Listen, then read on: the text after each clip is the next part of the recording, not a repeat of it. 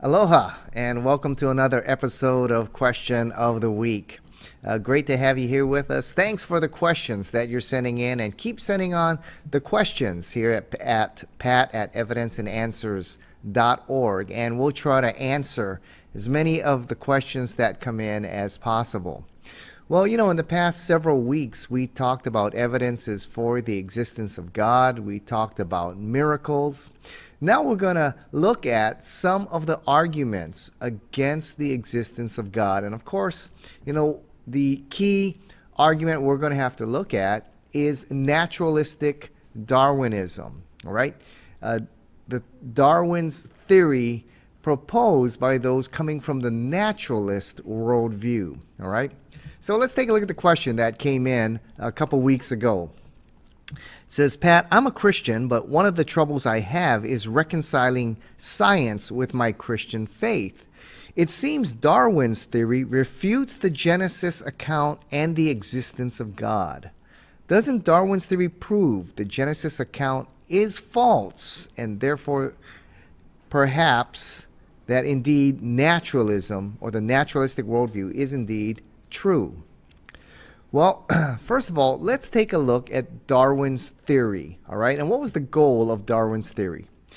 Darwin hoped to present an all-comprehensive philosophy that could explain the origin, how life began, okay? The origin and the diversity of life as a result of natural causes, okay? That's what he was trying to prove. That life began as the result of natural causes, not as any kind of divine intervention, and the diversity of life, how we went from a one-celled organism to the diversity of life that we have today, which was the product of natural causes, not any kind of intelligent intervention. That was his goal, all right? In other words, he wanted to prove that all life began as the result of natural causes, right, with no supernatural intervention or a creator, right? So, did Darwin refute the Genesis account and the existence of God? Well, Darwin's theory never answered the origins question, although it's touted in our schools as the only viable theory that answers the origin of life question and how we got the diversification of life. Darwin never answered those questions. For example, when it comes to how did we get life from non-life? How did life begin? Darwin never answered the question. Even to this day, scientists don't know how we got life from non-life, right? It's an incredibly complex process here, how we go from non-life and somehow we get an arrangement of amino acids that form proteins, and somehow these proteins form RNA and DNA and eventually make up the chromosomes for the nucleus of a cell. I mean, that is a huge jump to go from non-life to amino acid combinations that can form proteins that can form DNA. Now we know just exactly how complex DNA is, all right? And the probability of that coming by chance, the more and more we learn, continues to increase. I mean, it's incredible the jump we go from non-life to life. Now, the explanation given to us in our textbooks was the Urey-Miller experiment. All right, now if you remember that, supposedly the Urey-Miller experiment explained how by natural causes we got life from non-life. Right, now this experiment came in the 50s. Stanley Miller and a guy named Harold Urey performed an experiment supposedly answering the origin of life question. Now, they created in their laboratory, and I'm sure you've seen many pictures of this in your biology book, of what Earth's early atmosphere might have been. All right, so in their lab, they created this contraption that created Earth's early atmosphere. And they thought Earth's early atmosphere would contain hydrogen, methane, ammonia, and water vapor. All right, so they created this mechanism here, and then as they began their experiment, they interjected, all right, in their mechanism a spark of electricity representing lightning. Okay? And as the result, red goo was produced. And what they found in the red goo was two amino acids, glycine and alanine. All right, these amino acids eventually are part of what make up proteins. All right, and it was touted by the world there that we have discovered how we got life from non-life. Okay, and for many years and even to this day, the Urey-Miller experiment is touted as explaining how we got life from non-life. That in the early development of the Earth, okay, as the atmosphere is cooling, there were pools of this acid-rich, warm pools around the world, and somehow, through some kind of energy, perhaps lightning, it sparked these amino acids to come together to form proteins, which would eventually form DNA and RNA. Well, some major flaws with the Urey-Miller experiment. First of all, you produce two amino acids, glycine and alanine. You still have an incredibly long way to go from these amino acids coming together to form proteins, and then proteins to form RNA and DNA. That's a huge, huge jump. All right. It might be saying like we found a screw in the parking lot here. Therefore, we can conclude there was a 76 Porsche Carrera in the parking lot. Okay, I mean, it's just still, you've got a long, long way to go. But there were bigger problems that were discovered as they continued to look at the experiment. They discovered that the atmosphere they created was indeed the wrong atmosphere. All right, the atmosphere of the early Earth would have been created by water volcanoes releasing water vapor into the atmosphere. So the early Earth's atmosphere was a lot different than what Urey-Miller created. The early Earth's atmosphere was actually water vapor, carbon dioxide, nitrogen, and hydrogen. All right, that was most likely the Earth's early atmosphere. Okay, it didn't have methane or ammonia. So they have redone the experiment, all right, with the correct atmosphere and sparked it with electricity. And what has been produced? Nothing. Nothing. All right, scientists have done it thousands of times, over and over and over, and it has produced nothing. It's been tremendously frustrating to scientists. You wonder why the Urey-Miller experiment, way back there in the 50s, hasn't been repeated or further developed in these several years. Well, they've tried to with the correct atmosphere, and the results have not produced anything worthwhile. All right, so they've pretty much given up on that process here. So Darwin never answered, or the naturalists still have not answered, how we got life from non-life. Now, there's a movie out there called Expelled, No Intelligence Allowed. It starred Ben Stein, and he talked about how really that movie is about freedom of speech and how freedom of speech helped build the United States of America and what makes our nation great. And there's freedom of speech allowed throughout our country, although many are questioning it right now. But one of the places freedom of speech is not allowed is in the scientific community, right? And that was a focus of the whole movie, that you cannot criticize Darwin's theory. And professors with numerous scientific works and tremendous credentials were expelled from their institutions or laboratories because they questioned Darwin's theory. All right, so he goes on and explains that situation. But then he interviews the leader of the new atheist movement, scientist Dr. Richard Dawkins, professor at Oxford University. And he interviewed Richard Dawkins, Ben Stein does, and he asked Dr. Dawkins, then how did we get life from non-life? And he really presses him well on this question. And Dawkins states clearly, we don't know. We don't know how we got life from non-life. Well, then who did create the heavens and the earth? Why do you use the word who? You see, you immediately beg the question by using the word who. Well, then how did it get created? Well, by a very slow process. Well, how did it start? Nobody knows how it started. We know the kind of event that it must have been. We know the sort of event that must have happened for the origin of life. And what was that? It was the origin of the first self-replicating molecule. Right, and how did that happen? I told you we don't know. So you have no idea how it started? No, nor has anybody. Nor has anyone else.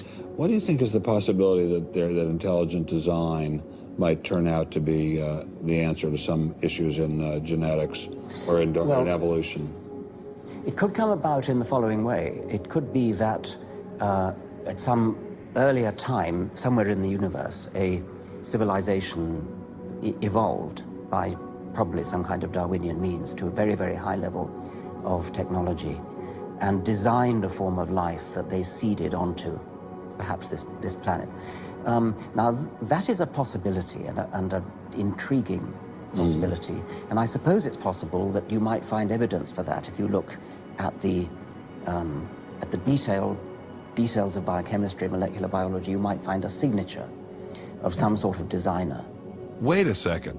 Richard Dawkins thought intelligent design might be a legitimate pursuit? And that designer could well be a higher intelligence from elsewhere in the universe. Well, but that higher intelligence would itself have had to have come about by some explicable or ultimately explicable process. It couldn't have just jumped into existence spontaneously. That's the point. So Professor Dawkins was not against intelligent design, just certain types of designers, such as God. All right, then Ben Stein says, is it possible that intelligent design could offer an answer?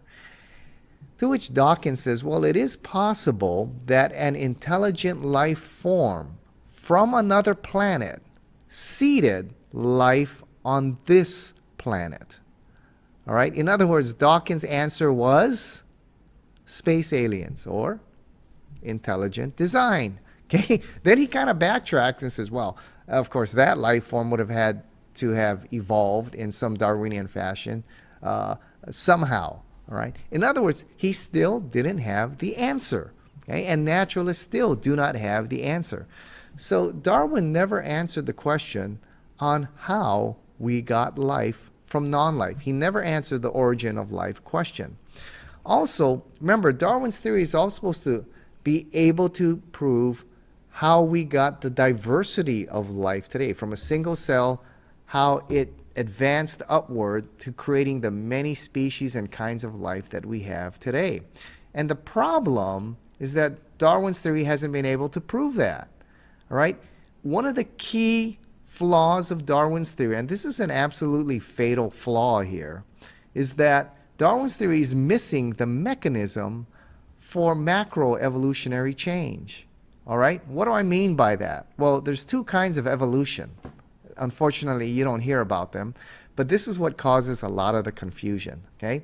There's microevolution, all right?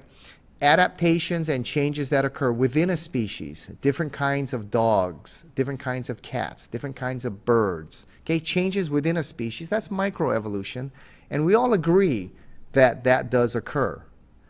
What Darwin's theory has to prove is through naturalistic causes, okay, natural selection and mutation, you can create macroevolutionary change. That's what you got to prove. And unfortunately, that distinction is not taught to us in our schools. Macroevolution is how species develop new organs and new body parts to create a different kind of species. That's what Darwinism has to prove, that through the natural process, you can create these macroevolutionary change, new organs, new body parts, new designs to create a new species. All right? And unfortunately, what you see in a lot of textbooks is they use microevolution to prove macroevolutionary change, right? For example, right, natural selection is supposed to create this kind of macroevolutionary change. And one of the examples that's touted is the peppered moth theory, all right? You know the peppered moth theory. The story goes like this. There was the white moth and the dark moths, okay? And before the Industrial Revolution, the trees were white. And so the white moths survived and the dark moths got picked off. Well, as the Industrial Revolution grew, soot got on the trees and the bark turned dark. Suddenly the white moths were picked off and the dark moths survived, thus creating macroevolutionary change. Correct? No. It's still a moth. All right? Whether it's a white moth or a black moth. What new body part, what new design was created? What new organs were created? What new species was created? Nothing. It's still a moth, whether it's a white moth or a dark moth. Natural selection preserves the strongest of a species. It does not change it. Okay? So natural selection is not a mechanism for macroevolutionary change. The other mechanism is mutations, that through small mutations, all right, that get passed on to the next generation, and then the next generation we create a new species, a macroevolutionary change. Well, the vast majority of mutations, all right, the vast majority are harmful, okay? Those in the practical sciences know that, all right? If a neonatologist doctor comes to you as a mother and father and said, "Sir, ma'am, your child has a mutation," you don't jump for joy and say, "Oh, wow, we got X-Men or something," you know? No, you break down and cry. Why? It's a disaster every time. All right? And in Darwin's theory, you've got these small mutations, thousands of them that happen very rapidly, and they're all beneficial, and they somehow create new organs, new body parts, and a new kind of species. Well, Darwin's theory was unable to prove that. Even to this day, the famous Drosophila fruit fly experiment that has been done numerous times. This is where we take little fruit flies and we zap them with all kinds of radiation. And what was produced? You got flies with big eyes, flies with 8 legs, flies with 4 legs, flies with curled wings, flies with no wings, huge flies, abnormally small flies, all different types of fruit flies. But they are still fruit flies. You haven't changed the species. You haven't created new body parts, new body designs, and created another species. They're still fruit flies. And the vast majority of mutations on these fruit flies, if not all of them, are harmful, right? But in Darwin's theory, okay, you've got thousands of mutations that occur very quickly. They are all beneficial, and suddenly they create some kind of new species, right? So the Darwin's two mechanisms, natural selection and mutation, do not create the kind of macroevolutionary change needed to show Darwin's theory is indeed true. In fact, we know that you can only mutate a species so far, all right, and then it's too weak, all right, to continue on. You know, for example, if we take a poodle, all right, that's a kind of dog that has been mutated to the form it's in. Or if you take a poodle and you throw it out in the wild, a male and female poodle, and you throw it out in the wild, if they survive, the next generation of dog won't look like a poodle. It'll start reverting more back to its original form, looking more like the dingo, okay, the Australian dingo, or even the wolf, all right? It starts moving back to more of its original form.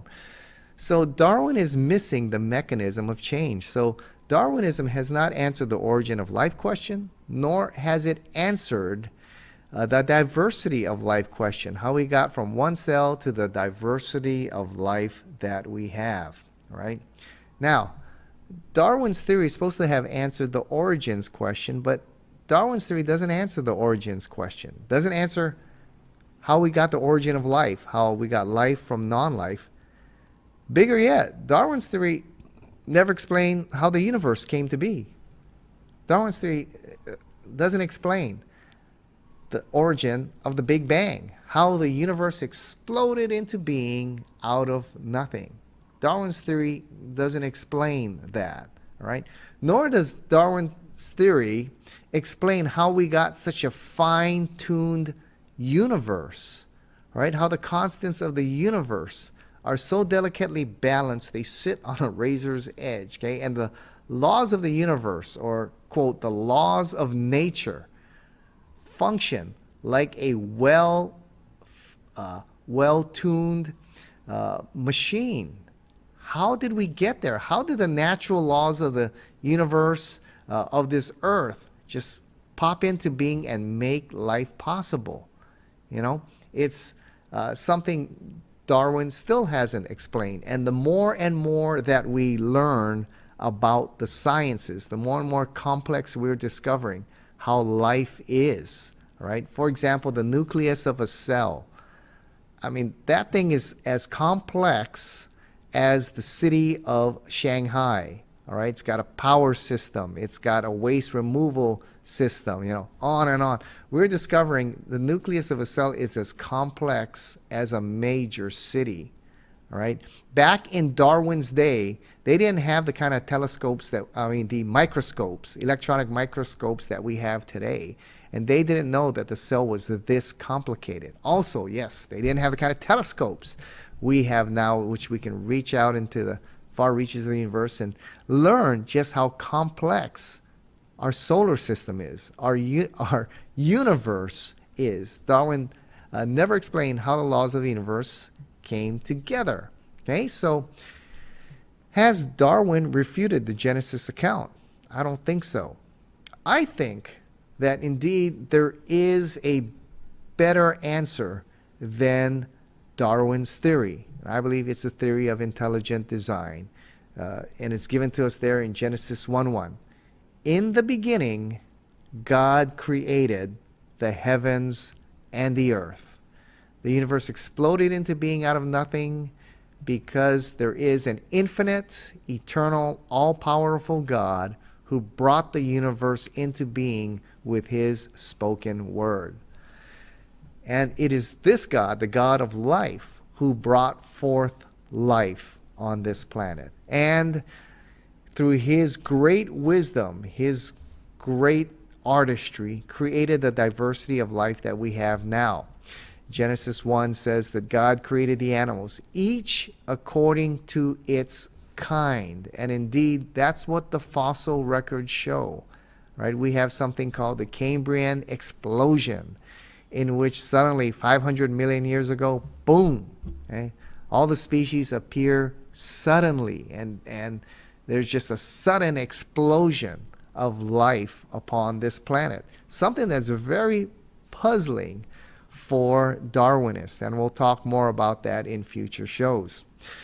So, is Darwin's theory the best answer to the origins question? I believe there is a better answer. It's intelligent design. It's Genesis 1:1. Thanks for your question of the week. I know I had to go pretty quickly and briefly over this answer. It's a very deep question. And if you want more on this, I invite you to go to our website at evidenceandanswers.org, evidenceandanswers.org, and listen to my interview with some of the top philosophers and scientists on this particular question here. And we have some of the top scientists in chemistry, biochemistry, physics, astrophysics, biology, speaking on this topic in a much more in-depth way. So I invite you to go to our website there at evidenceandanswers.org. Well, thanks for being with us here on Question of the Week. Look forward to seeing you next week. Please keep sending all your questions at pat@evidenceandanswers.org, pat@evidenceandanswers.org, and I look forward to seeing you next week here on Question of the Week.